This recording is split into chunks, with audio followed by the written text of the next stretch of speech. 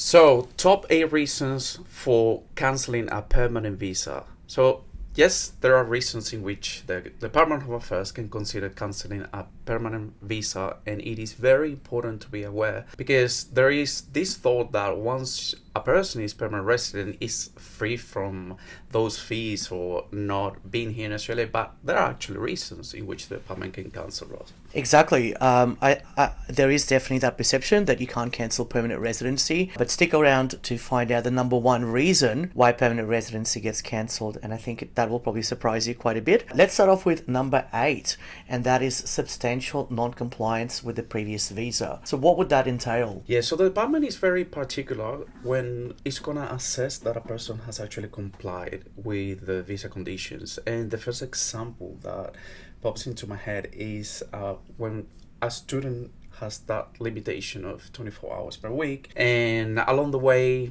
they have actually been working a longer period for those weeks and for a prolonged time, maybe 1 or 2 years. And along the process, when this person becomes eligible for a skill visa or for a sponsored visa, and eventually permanent residency, once the department does all those checks and realize, hey, this person haven't actually been honest and haven't been compliant with these conditions, this can lead to a cancellation. And it's really interesting that you mentioned that as well, because the permanent visa might be granted, but let's say you haven't done your tax returns for 3 years. And what could happen is when you do those tax returns, so there's a bit of a backlog, and the ATO can then send that data to Home Affairs. They do the data matching, and if there's a bit of an anomaly, so say for example you're earning significantly more than you would for that particular occupation, that could raise red flags. So it's normally not necessarily the Department of Home Affairs that identifies an issue.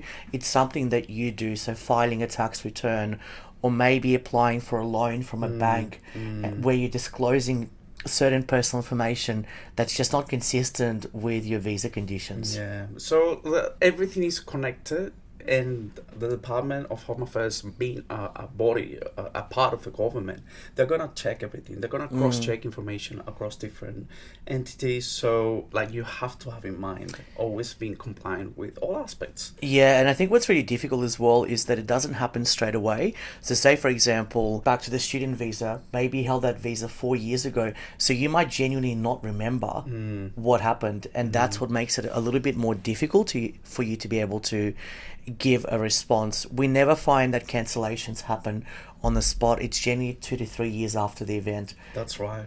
So it makes it a bit more difficult. Yeah, that's why I always recommend my clients when they're planning their pathway to think about everything, because it's not just about complying with the eligibility requirements of a specific visa, but it's also everything around it, all the conditions, all your behavior in the country, because it doesn't have to be something criminal for you to be Absolutely, looked at. yeah. It can be something as not disclosing the right information. Exactly. Or having that information verified.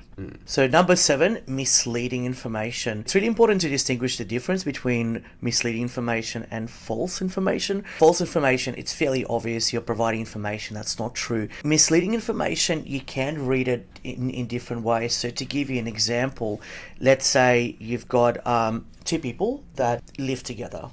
We'll just say that they live together. Now, in order to claim more points for, say, general skill migration, they might say that they're not in a spouse-like relationship.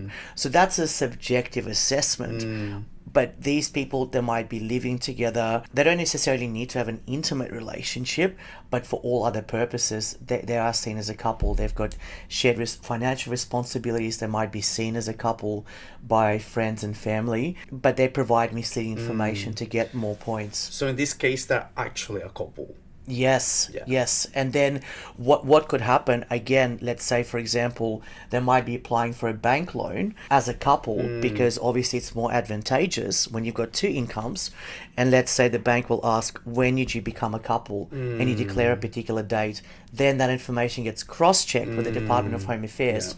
And you said that during that date you were single. And of course, this would be misleading information in order to secure a visa. Exactly. So it's not necessarily false, but it is misleading. Number 6 reason is manipulating eligibility requirements of a specific visa. And the example that comes to mind is when a person does not disclose a kid that they have perhaps overseas. They live in Australia, but they do not disclose that information because this could lead, for example, the department requiring this kid to undergo health examinations, for example. Yeah. And now the person maybe wants to avoid these hassles and not wanting to do that part of the process, but then the department finds out. Exactly. There's other examples as well. It tends to be generally during or in family visas. So, for example, maybe not declaring that. Let's say you're sponsoring someone for a partner visa, not declaring that you were sponsored yourself as well, even though the department has that information on file, but not declaring on the application form that you were sponsored. It is manipulating the eligibility requirements because there are additional measures that would have to be undertaken. So you just need to be, again, careful because just because a case officer doesn't pick up on something doesn't mean that your visa is safe. I like how you mentioned, Ross, that the draft of the visa, like everything you put, like any answer you put is going to be taken by the department as something serious that you're saying, in the sense that they're going to consider if it is misleading, okay, that's it. Maybe had the intention, maybe didn't even have the intention, but that's going to be identified as something misleading. So Exactly. everything is connected, and the moment you fail to disclose something accurately, that's going to be considered. And again, remember, that is probably going to come up a couple of years later down the track. So you might not even remember what exactly you disclosed, and you might actually make the situation worse by volunteering the information too. And I just wanted to say on that point as well is that if you do receive a notice of intention to cancel the visa, it's really important that you do seek advice, just because if you respond to that, your response can actually have further adverse consequences. And we have seen that happen so many times when people respond to something. I'm actually dealing with a case at the moment where there was a self-response provided, and that led to a much larger problem than what it could have been, because we'll now have to explain the first response, which was also incorrect. All right, now let's speak about number 4, and it's a quite obvious one: when a person receives a criminal conviction. Now, what is really a criminal conviction? And let's talk about those cases where perhaps a person is not directly involved, but is associated with a criminal activity. Yeah, exactly. I think it's quite obvious, if you do something directly, say, for example, you were put in prison because you've assaulted someone or you committed a robbery, that's fairly obvious. You know that that's going to have an impact on your permanent residency. But what if you were involved in a particular event? So maybe you were an accessory to a particular event. That can have consequences. And we had situations where maybe there was 4 or 5 people involved. These individuals got a lesser criminal conviction, but the person that holds a visa might get a larger criminal conviction, but in addition to that, they might also have their visa cancelled too. So it's not necessarily committing the offence, but it's also being associated with someone who is committing that offence. And now, there are some convictions that perhaps are not going to lead to the cancellation of a permanent visa. But in what instances will the cancellation be triggered? Look, it depends whether it falls under what's called Section 501 of the Migration Act, which is fairly broad because there's also guidelines as to what it would be. So the obvious one would be if you get sentenced to 12 months in prison, but also if you've got multiple offences that lead to 12 months to prison. So say, for example, you might get a drug conviction, but that conviction also carries, say, maybe a traffic offence. So say, for example, you were driving under the influence of drugs, you were caught in possession of an illegal substance, and you've assaulted someone. So it's one event but multiple convictions, and when you add them all up, they add to 12 months. And then there's specific events. So for example, if you have a sexually based offence, that's generally going to trigger cancellation or automatically. It's called a mandatory cancellation. So it really just does depend on what's been done, but a lot of the time there is that misconception that you think it's one offence, but really there's actually multiple charges that relate to that one offence, and you're looking at the charges, not the actual offence. So the offence is the drugs, but the charges are what led up to that particular event.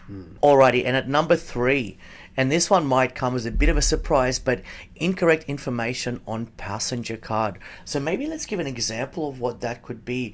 Specifically, what would trigger, say, Border Force to look at the passenger card a little bit more closely? Well, the way we have seen it in many cases, it's been the department using this as a complementing already an investigation they have, having, for example, a person that was claiming to be on a relationship in order to secure a visa as a secondary applicant. In the middle of that process, when they went overseas and they came back, they put a different address to the one they had put in the visa application form. And this triggered the department, obviously, to collect more data and information towards this investigation. Yeah, exactly. And I suppose just to stem off from that, if you're saying that you're living, say, in Western Australia in a relationship, and then you arrive from an international trip in Sydney and you put down an address, that would automatically, when they look at your movement records, which are available,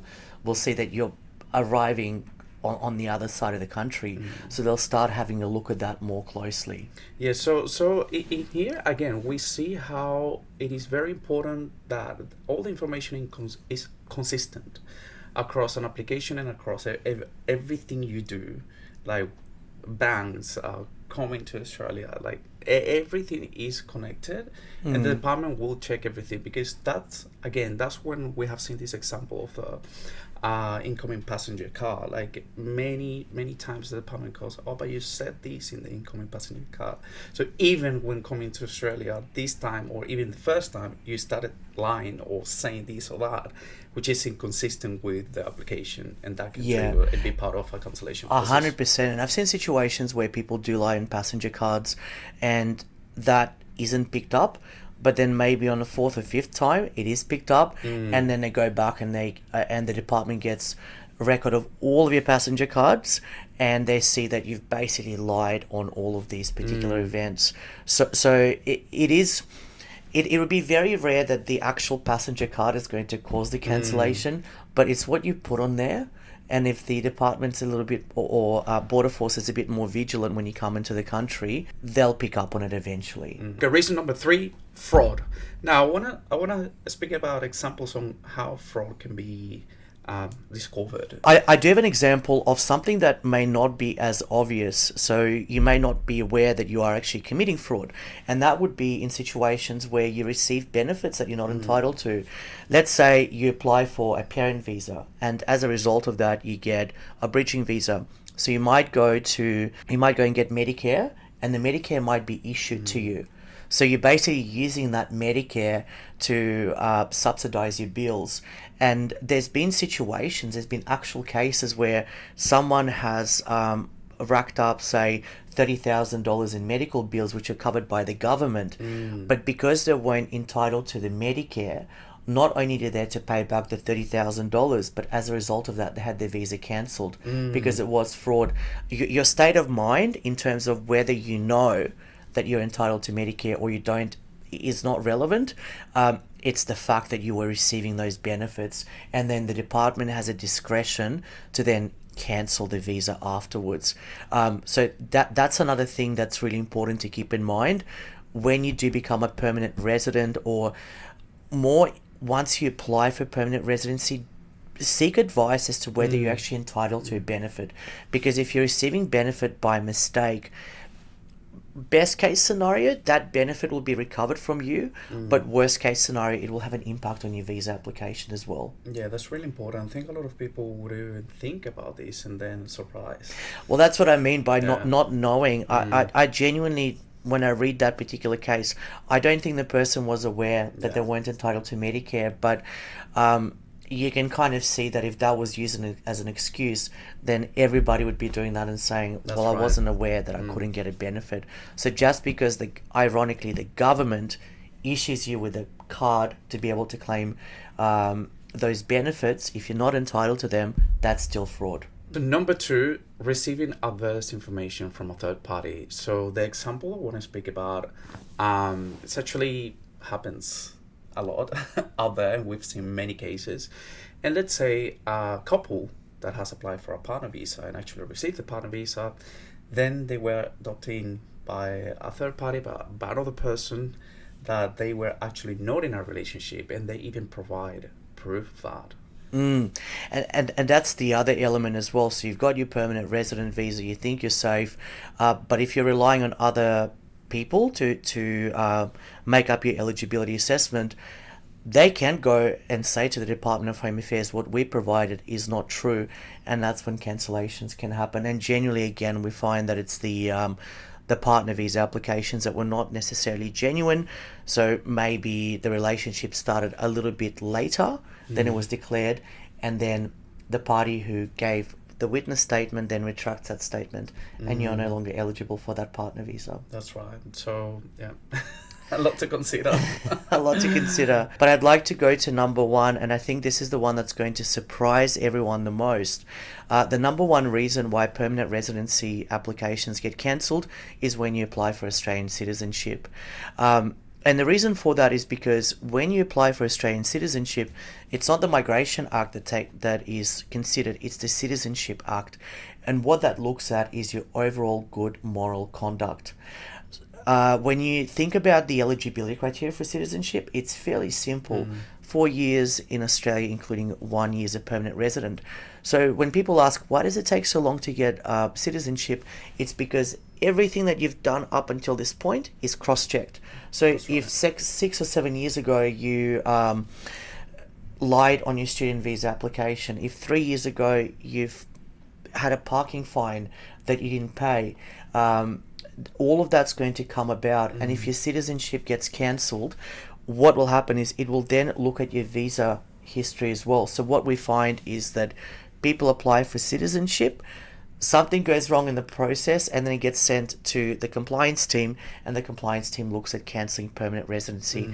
And that is the number one reason why people get their permanent residency cancelled when they apply for an Australian citizenship. So the best way to go about this, seek advice and ensure that all the journey from day one till citizenship, everything is in order.